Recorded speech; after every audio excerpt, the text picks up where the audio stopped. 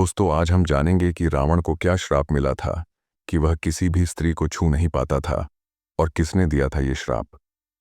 और ये भी जानेंगे कि रावण कैसे वह अपनी कामुकता को रोक नहीं पाया और अप्सरा रंभा के साथ कैसे बनाया था संबंध। रावण एक विद्वान, तपस्वी और शिवभक्त होने के साथ साथ अपने अहंकार और कामुकता के कारण भी जाना जाता है।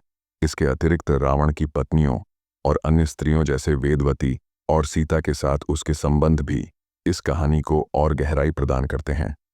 आइए इस रहस्यमयी सच्चाई को विस्तार से जानें। रावण, जिसे दशानन भी कहा जाता था, लंका का सर्वशक्तिमान राजा था। वह एक महान विद्वान, वेदों का झांता और संगीत में निपुण था। उसने अपनी तपस्या से भगवान शिव को प्रसन्न कर कई वरदान प्राप्त किए थे, जिनमें अमृता के समान शक्ति और अजेयता शामिल थी। किंतु उसकी सबसे बड़ी कमजोरी थी उसका अहंकार और उसकी अनियंत्रित इच्छाएं। रावण का स्वभाव ऐसा था कि वह अपनी शक्ति और वैभव के सामने किसी को भी झुकने को तैयार नहीं था। उसकी यह प्रवृत्ति न केवल युद्ध के मैदान में बल्कि निजी जीवन में भी स्पष्ट थी, विशेष रूप से स्त्रियों के प्रति उसके व्यवहार में। रावण की 3 पत्नियों का उल्लेख रामायण और अन्य पुराणों में मिलता है। उसकी पहली पत्नी थी मंदोदरी, जो मयासुर की पुत्री थी। मंदोदरी न केवल सुंदर थी बल्कि बुद्धिमान और धर्मपरायण भी थी। वह रावण की सबसे प्रिय पत्नी थी और कई बार उसने रावण को गलत रास्ते पर जाने से रोकने की कोशिश की। दूसरी पत्नी का नाम कहीं कहीं धन्यामालिनी के रूप में लिया जाता है, जो एक राक्षस कुल की थी। तीसरी पत्नी का नाम स्पष्ट रूप से अज्ञात है और कुछ कथाओं में कहा जाता है कि रावण ने उसे क्रोध में मार डाला था। इसके अलावा रावण की दासियों और अन्य स्त्रियों के साथ भी संबंधों की चर्चा होती है, जो उसके चरित्र की जटिलता को दर्शाती है। रंभा स्वर्ग की सबसे सुंदर अप्सराओं में से एक थी। वह नृत्य और संगीत में निपुण थी और देवलोक में अपनी कला के लिए प्रसिद्ध थी। रंभा का संबंध नलकुबेर, जो रावण के बड़े भाई कुबेर का पुत्र था, से था। नलकुबेर और रंभा का प्रेम स्वर्ग में सभी के लिए एक आदर्श था। किंतु एक दिन रावण की नजर रंभा पर पड़ी और उसका मन उसकी सुंदरता पर मोहित हो गया। यह घटना तब हुई जब रावण स्वर्गलोक की यात्रा पर गया था। स्वर्ग के रमणीय उद्यानों में रंभा को देखकर रावण का मन डोल गया। उसने रंभा को बलपूर्वक पकड़ लिया और उसका शील भंग करने का प्रयास किया। रंभा ने रावण को रोकने की बहुत कोशिश की।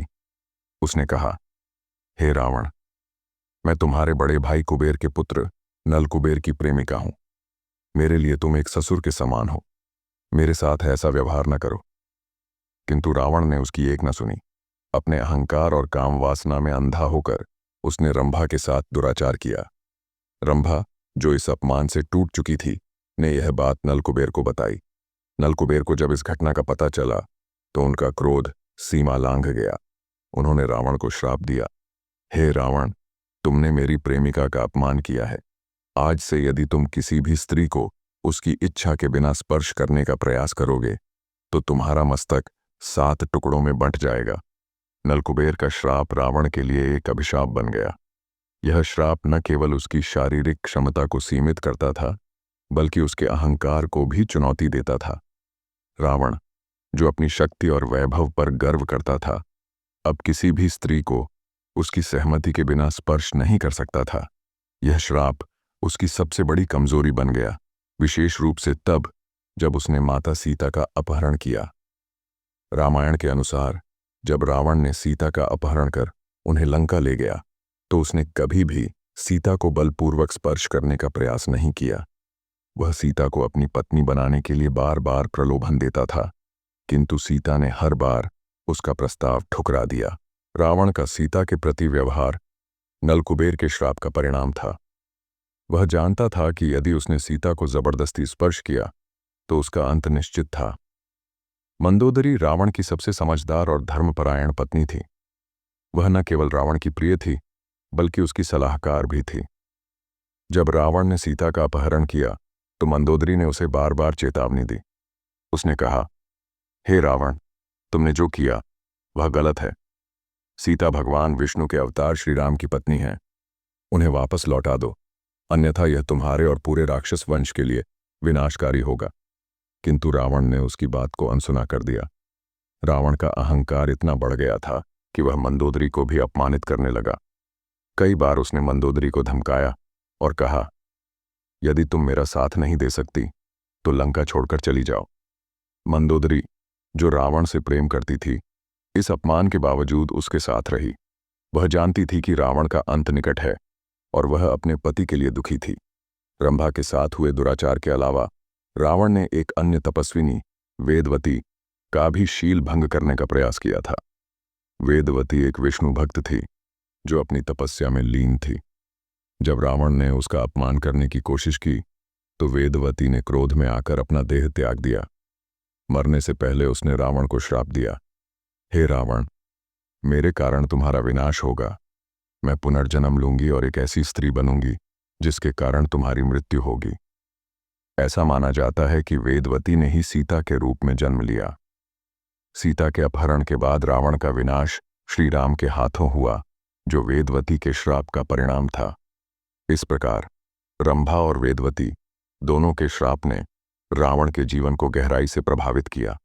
रामायण और अन्य कथाओं में यह भी उल्लेख मिलता है कि रावण का अपनी दासियों के साथ भी विशेष संबंध था। वह अपनी शक्ति और वैभव का प्रदर्शन करने के लिए दासियों को अपने हरम में रखता था, किंतु नल कुबेर के श्राप के कारण वह किसी भी स्त्री को उसकी इच्छा के बिना स्पर्श नहीं कर सकता था। यह श्राप उसके लिए एक मानसिक और शारीरिक बंधन बन गया। रंभा के साथ हुए दुराचार के बाद रावण का चरित्र और भी जटिल हो गया। वह अपनी इच्छाओं को नियंत्रित नहीं कर पाता था, किंतु श्राप के कारण उसे अपनी सीमाओं का सामना करना पड़ता था। वह एक ओर तो एक महान विद्वान और तपस्वी था, तो दूसरी ओर उसका अहंकार और काम वासना उसे पतन की ओर ले गई। रावण का अंत श्री राम के हाथों हुआ, जो न केवल सीता के अपहरण का परिणाम था, बल्कि रंभा, वेदवती और अन्य स्त्रियों के प्रति उसके दुराचार का भी परिणाम था। नल कुबेर का श्राप रावण के लिए एक ऐसी बेड़ी बन गया जिसने उसे सीता को स्पर्श करने से रोका। वेदवती का श्राप उसकी मृत्यु का कारण बना। मंदोदरी की चेतावनियां जो उसने बार बार दी थीं, सच साबित हुईं। रावण की कहानी हमें यह सिखाती है कि शक्ति और वैभव कितना भी हो, यदि मनुष्य अपने अहंकार और अनियंत्रित इच्छाओं का दास बन जाता है तो उसका पतन निश्चित है।